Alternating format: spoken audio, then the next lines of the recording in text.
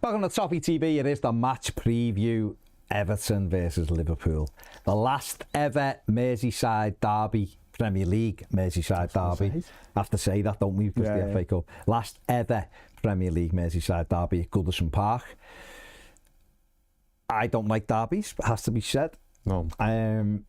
The nerves will be jangling for this one. Obviously, Liverpool, top of the league, absolutely flying at the moment. But, James, going into this one, at least Everton are on the back of a good 4-0 win against Wolves. Absolutely. I mean, we went the whole of November without a goal, but now we've got 4. And should have been 6. And we even had other chances on top of that we didn't put in. But I think for me, going into this game, now that we have scored and we've got that off our back a bit that we can't really score, gives me a bit more confidence as an Everton fan that, you know, we're going to proper go at them. Or at least you'd hope so, and you know, maybe we'll take the game to them instead, because it was at home as well. I think that the interesting one for this is obviously Liverpool, I think, have won twice at Goodison Park since 2011. So mostly they've been draws. Yeah. Everton obviously won last year. Been quite a few 0-0 draws in that time, as well. There's been a 3-3 in that time, a 2-2 in that time. But generally, of late, there's been more draws than defeats. Stopped them from winning the league with a draw.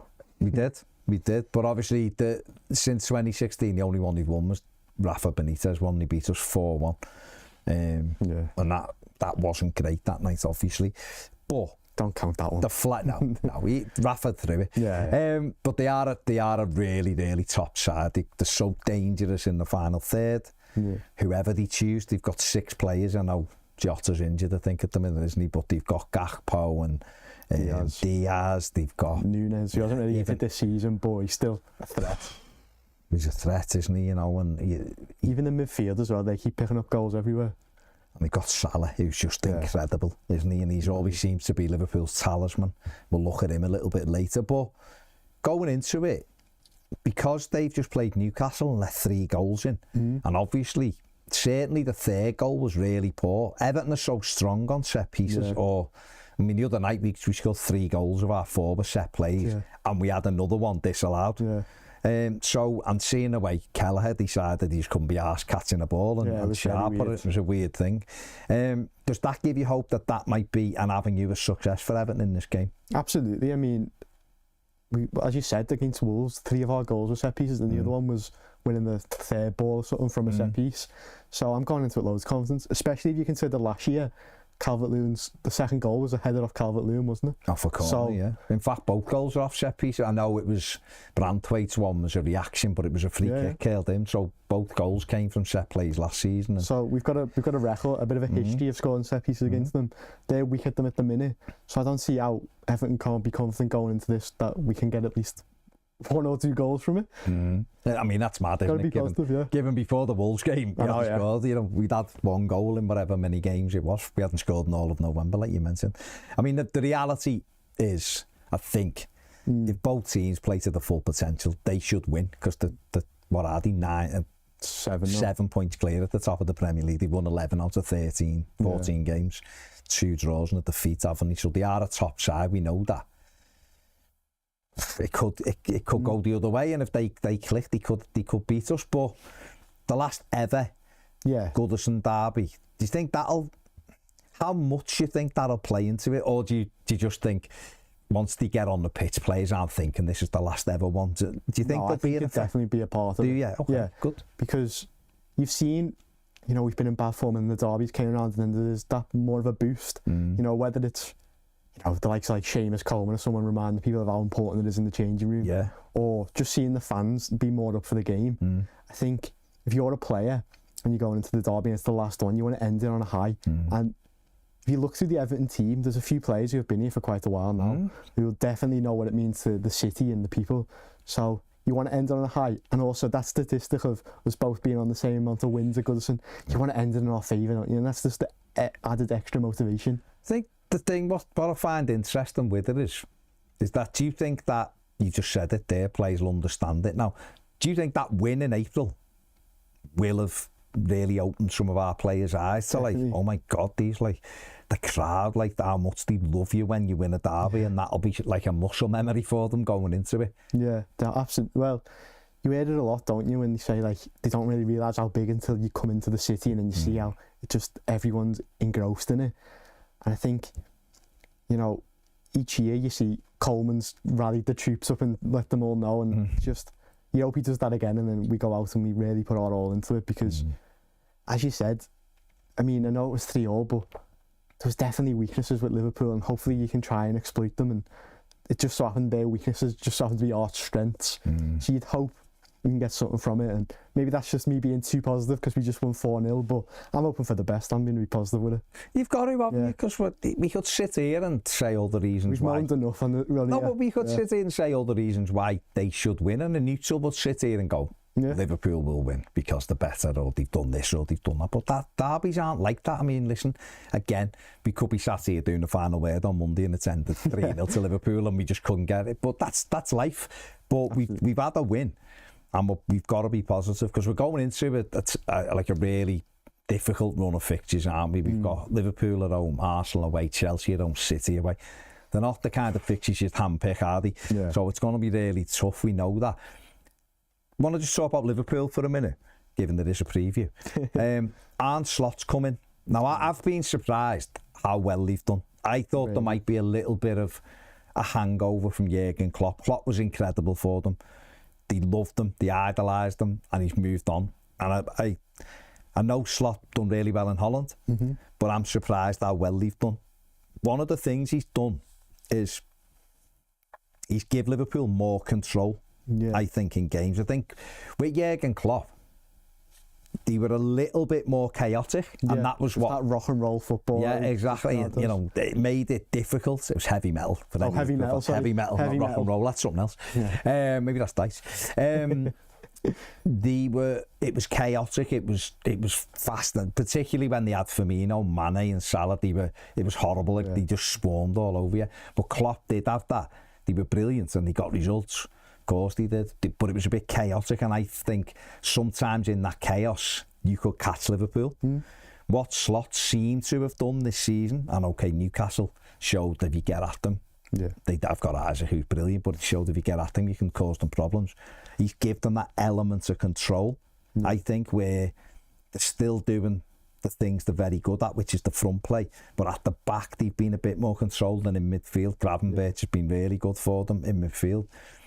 How much difference do you think that'll make in this derby, that we will be coming across sort of like a different Liverpool than we've seen for the last 8 years when we've met them?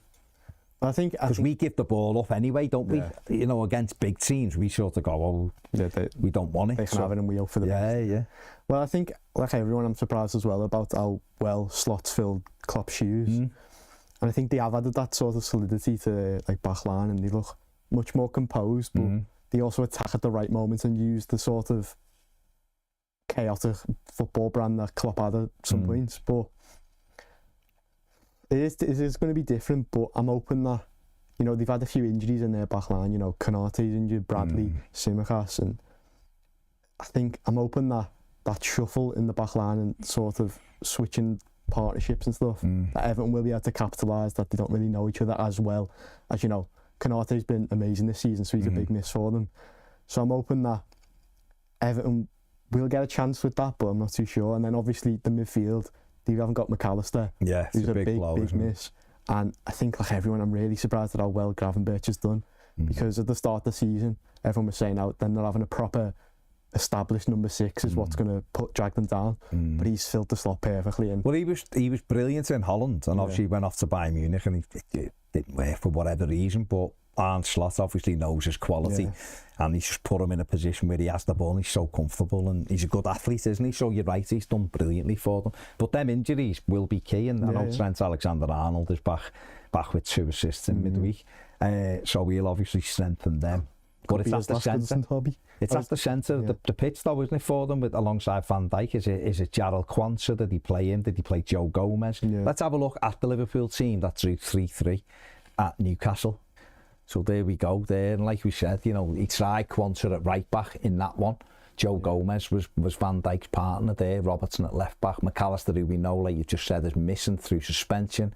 He's got Gravenberch there. Then obviously Curtis Jones, Salah, Gakpo, and Darwin Núñez.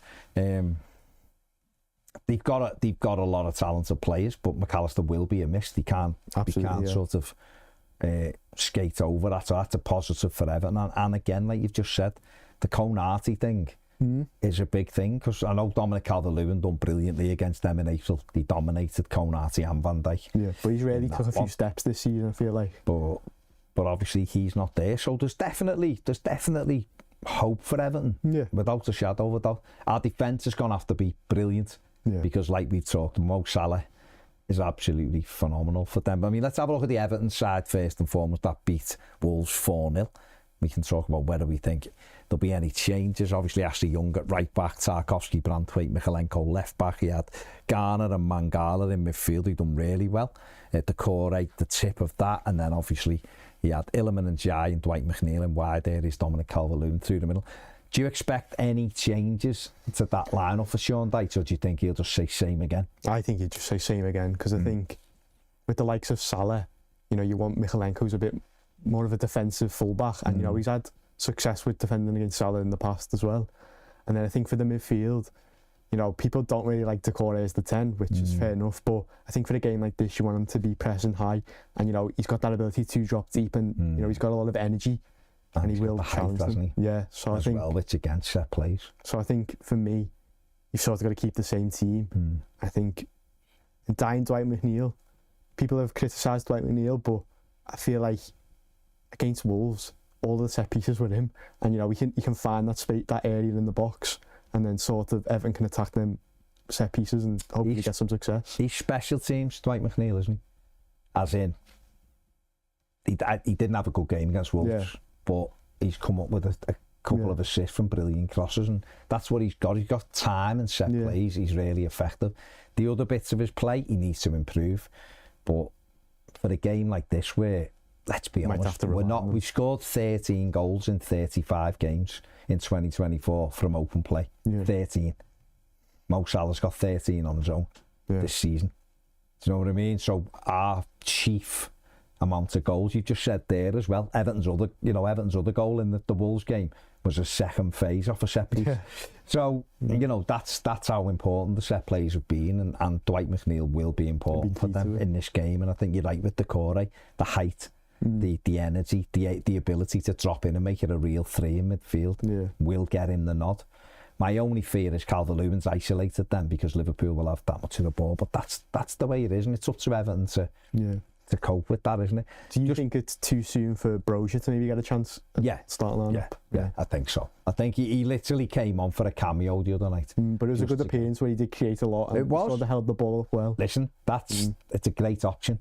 Isn't it? It's a great option for the manager to have on the bench. But because if it's just tight, too soon at the minute. If it's I wouldn't be. Listen, I think Dom had a good game the other night. He thought he'd scored 2 goals and were both taken off him by Craig Dawson, who I'm sure didn't want them. I think Sean Dyche just said that in a press conference. I think Craig Dawson would have been happy to go, they're both Calvert-Lewin the goals. But he did have a good game, Dom, and if he can take that form in to Saturday and give Van Dijk a bit of a tough time, and whether it be Jarrad Branthwaite or Joe Gomez, then so be it. We did mention Mo Salah just a second ago. Let's have a look at him. We've identified him, unsurprisingly, as Liverpool's danger man going into this game. There's his stats for the season: 14 games played, 13 goals for him, an XG of 10.46. He's got 8 assists and he's created 7 big chances all off that right hand side. 21 goal contributions. Absolutely unbelievable he is for them. Best right winger in world football. I mean, yeah, he is, isn't he? Yeah, and I'm surprised that there's still so much talk about whether he's getting a new contract, to be honest. I think he's shown just how vital he is to Liverpool in their attack. I think as well, you know, you say about they've got 6 really good forwards. He's absolutely smashing them all in the amount of numbers he gets from the right wing position. So I think for me, he's the real danger man, someone that Everton will definitely have to double up on and be a bit afraid of on the weekend. Definitely, and I think I've seen Jordan Pickford's made something like 15 saves in the last 2 derbies, but Everton have had 2 clean sheets in them games, so he's going to be key for Everton again, isn't he? Absolutely. Jordan, and obviously Mo Salah. Everton will have to watch him. Michalenko has generally done quite well against Salah, hasn't he, really? and he's going to need another good game at the weekend because Salah he's Liverpool's talisman, like you've just said. And what Everton have to be wary of is you're trying to keep him quiet. They've got others, haven't they? Yeah. You know, they've got Curtis Jones who comes up with a goal, or you know, Nunes who doesn't really. I mean, he scored as many goals as Michael Keane in the Premier League this season, but he's a threat, isn't he? The pace and that he can, you know, and then Gakpo and Diaz, you know, there's so many of them that we're going to have to be compact and tight and dig in, aren't we? But the win will give Everton loads of confidence. The fans will be banging up for it. Liverpool, no matter what they say, no matter how good they are, don't like going to Goodison Park. They don't like it. And this is an opportunity. Don't forget, the pressure's on Liverpool in this one. Everyone expects them to win. They've just dropped, even up to good results at Newcastle, and they've been in incredible form. They'll still look at it, 2 points dropped. They were 3-2 up in injury time. So going to Goodison, the fear will be, what if we don't win again and Arsenal and City win? So there's a lot of pressure now on Liverpool. Let's hope Everton can squeeze it out of it. It'll be tough. It'll be tough on Everton. Things I imagine will have to go well for Everton as well. But who knows? We beat them last season. Why not do it again this season? Absolutely. And you know, you got to be confident. Got to be positive. Anything could happen. Come on, Blues, do it. Last ever Premier League Merseyside derby, Goodison. Let's go and win it. Go and do it. Let us know what you think in the comments section below. It's a tough game, of course, probably the toughest game you could have at the moment, barring the one at Anfield, which would be even tougher. But let us know what you think. Make sure you like, subscribe, and if you want to become a Toffee TV Premium member, the link is in the description. The QR code will be on the screen now. See you later. Up the Toffees.